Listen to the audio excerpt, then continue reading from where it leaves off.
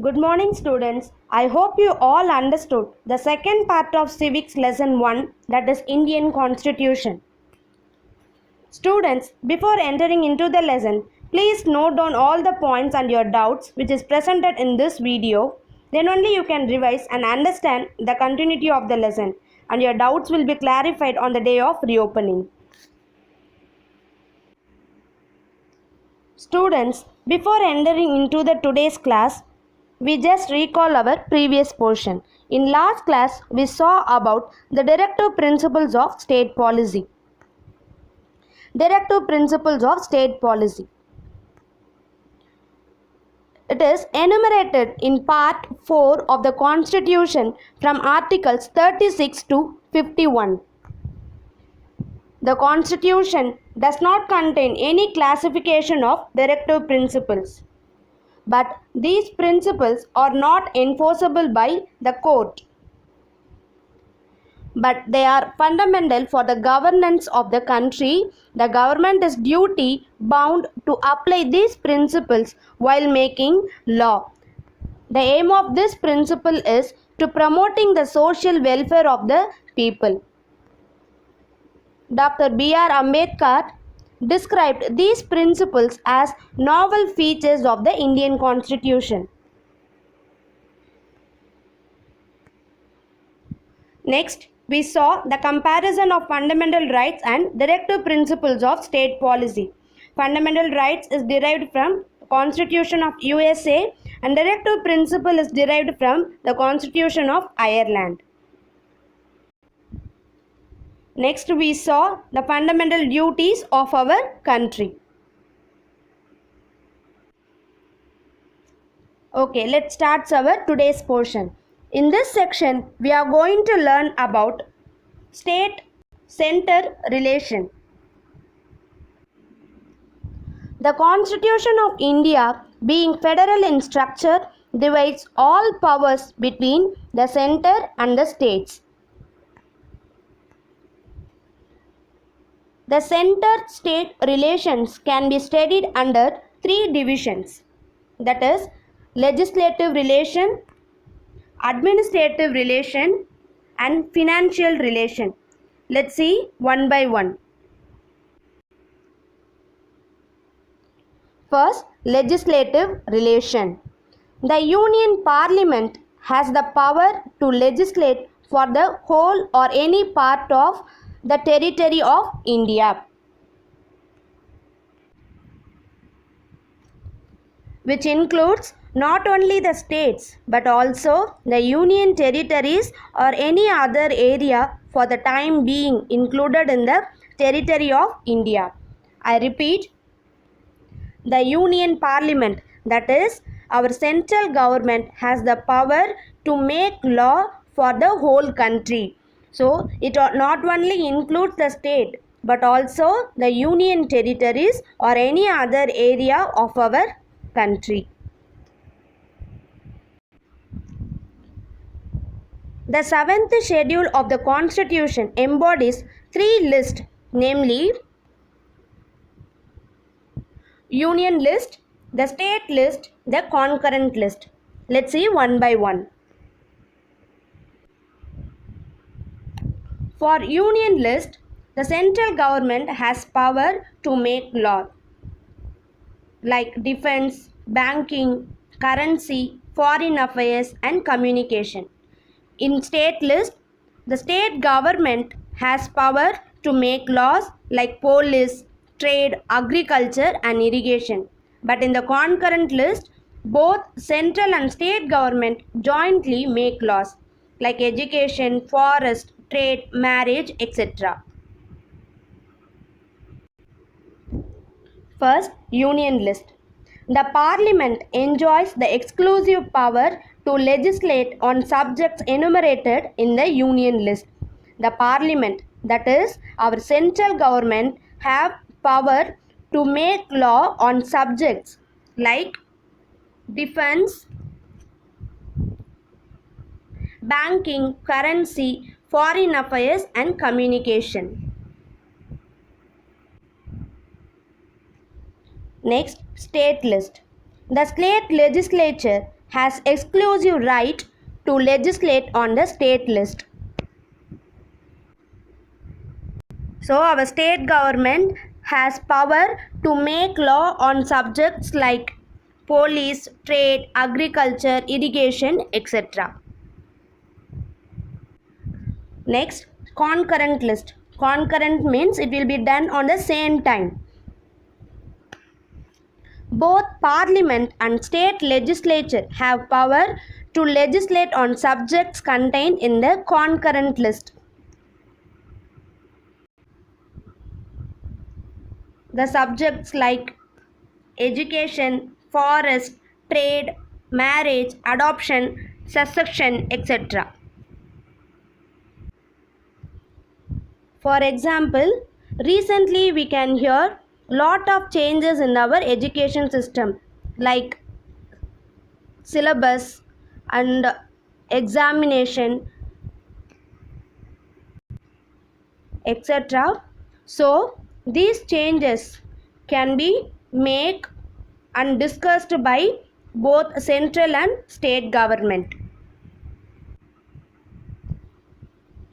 But in case of conflict between the law of the state and the union on the subject in the concurrent list, the law of parliament prevails.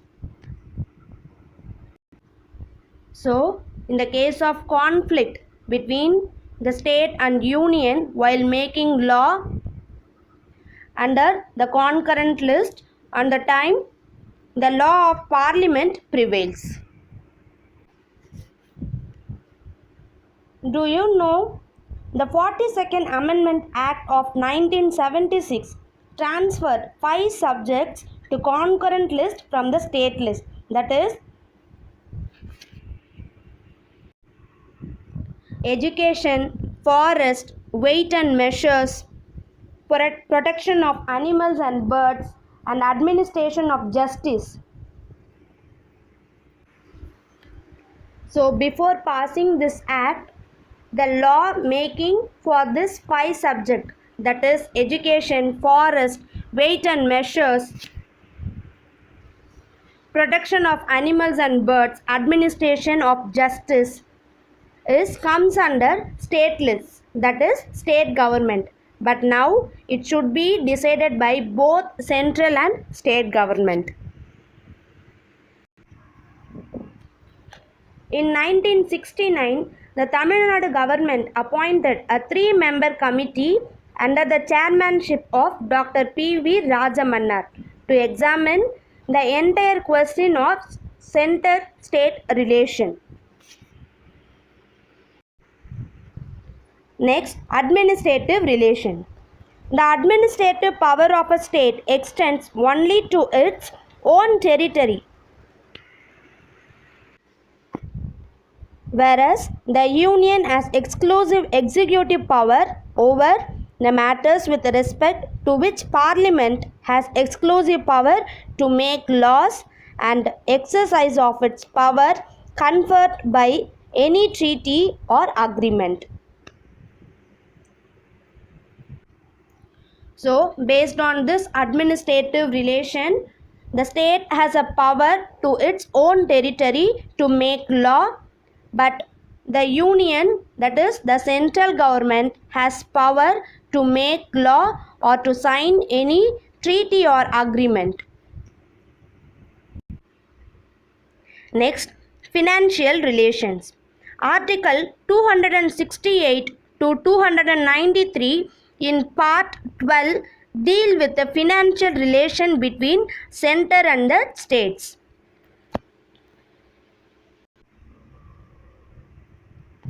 So based on this financial relation, the center and states are empowered by the constitution to impose various kinds of taxes, and certain taxes are imposed and collected by the center, that is our central government, and divided between the center and states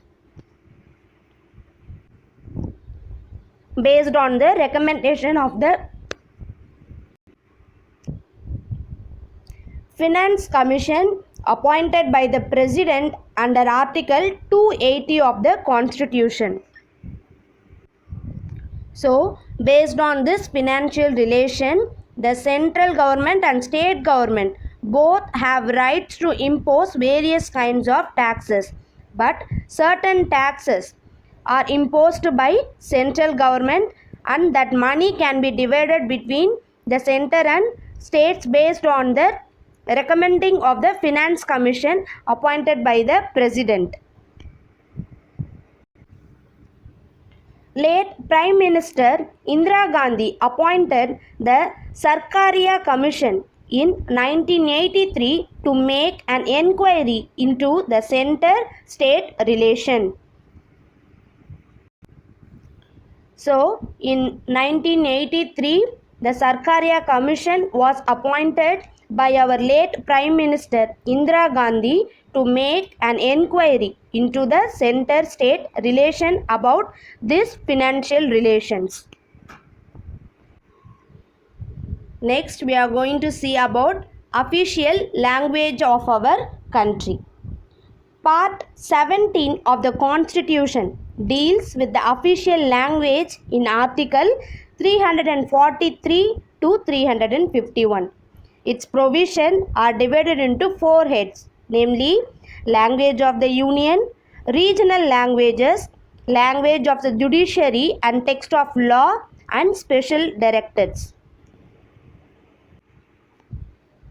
So, the four divisions, that is, the four heads are the four regional languages, language of the Union, that is, language of the central government, and language of the judiciary and text of law, and special directives. The first language committee was appointed in 1955. It submitted its report in 1956. As a follow-up of the report, Parliament enacted the Official Language Act in 1963. So the language committee, first language committee was appointed in the year 1955. It submitted its report in 1956. As a follow-up of the report, Parliament enacted the Official Language Act 1963.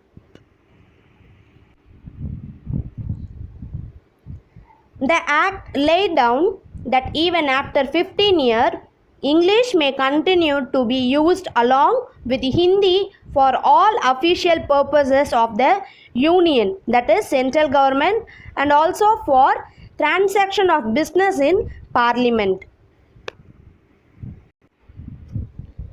So the Act laid down that even after 15 years, English may continue to be used along with Hindi in the Parliament. Again, through the Official Language Amendment Act 1967, it was provided that the use of English would continue indefinitely. So based on this act, the use of English would continue without any time limit. The Constitution also permitted certain regional languages. Regional languages means local languages to be used for intra-state official transactions. The Constitution also permitted certain regional languages, that is, state languages, to be used for intra-state official transaction. Initially, the Constitution recognized 14 languages which were included in the 8th schedule. At present, 22 languages are recognized. Next, classical languages. Do you know, in 2004, the Government of India decided to create new category of languages called classical languages. So far, the 6 languages are granted the classical language status, namely Tamil in 2004, Sanskrit in 2005, Telugu in 2008, Kannada in 2008, Malayalam in 2013, and Odia in 2014. So the six classical languages are Tamil, Sanskrit, Telugu, Kannada, Malayalam, and Odia. Next, we are going to see emergency provisions. The central government has been vested with extraordinary powers to deal with conditions of emergency. Three types of emergencies included in our constitution. They are national emergency under Article 352 and state emergency under Article 356 and financial emergency under Article 360. Let's see one by one. First, national emergency under Article 352. The President under Article 352 can declare emergency if he is satisfied that India's security is threatened due to war, external aggression, or armed rebellion. So, this national emergency can be declared when India's security is threatened due to war, external aggression, or armed rebellion. This national emergency is divided into two categories. One is external emergency, another one is internal emergency. So, external emergency means when a national emergency is declared on the ground of war or external aggression, it known as external emergency. So, when the war occurred in between the countries, on that time our country will declare this national emergency, that is external emergency. Next, internal emergency means when it declared on the ground of armed rebellion. On that time, our government will declare internal emergency. So, internal emergency declared when the conflict occurred within the states, within the country. On that time, our government will declare this internal emergency. External emergency means it will be declared on the ground of war between countries. Next, state emergency. Under Article 356, the President can declare an emergency in a state if the governor reports that a situation has arisen under which the government of a state cannot be carried on in accordance with the provisions of the Constitution. The continuance of such an emergency beyond 1 year is possible only if emergency under Article 352 or an operation or the Election Commission certifies that there are difficulties in holding assembly election. In this kind of emergency, the state lose much of their autonomy in legislative and executive matters. After such an announcement, state legislature is suspended and the state is governed by the governor on behalf of the president. So, the Election Commission certifies that state are difficulties in holding assembly election means on that time the state is governed by the governor on behalf of the president.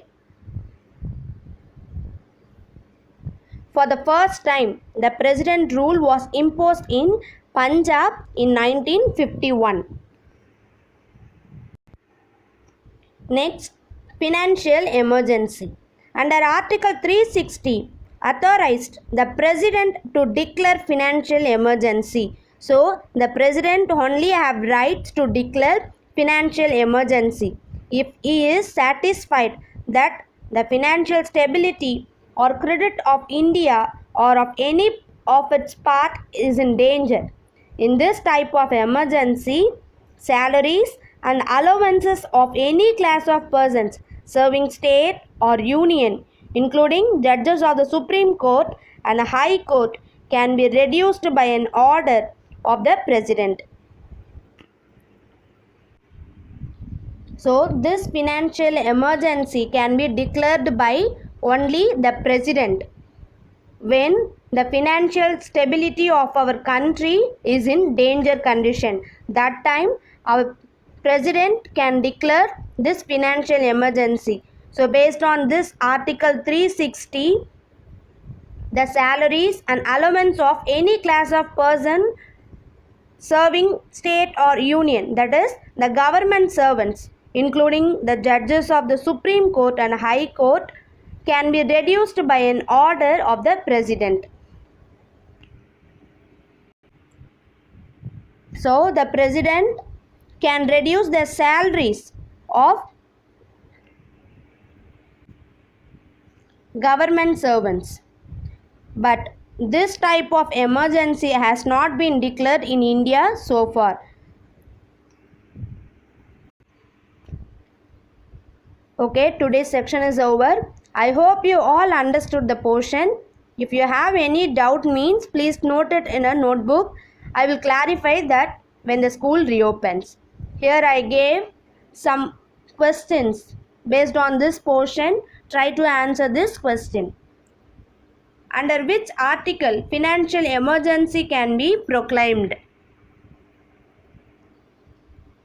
What are classical languages in India? What is national emergency? What is state emergency? List out the three heads of the relations between the center and the states. Thank you.